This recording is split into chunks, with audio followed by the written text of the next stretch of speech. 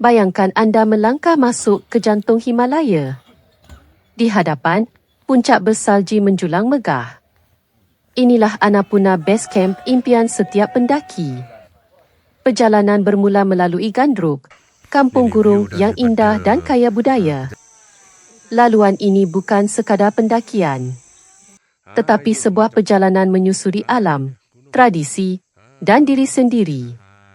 Sepanjang 11 hari 10 malam, anda akan melalui hutan rhododendron, teres sawah hijau, jambatan gantung ikonik, dan desa Himalaya yang tenang.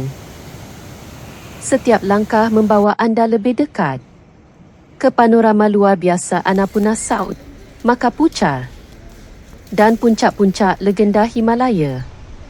Dan akhirnya, anda berdiri di Annapurna Base Camp, 4,130 meter, dikelilingi amfiteater gunung bersalji.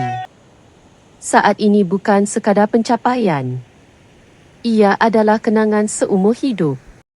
Bersama pendaki solo tours, anda ditemani guide tempatan berpengalaman, itinerari terbaik, kos berpatutan, serta permit, penginapan dan makanan yang diuruskan sepenuhnya.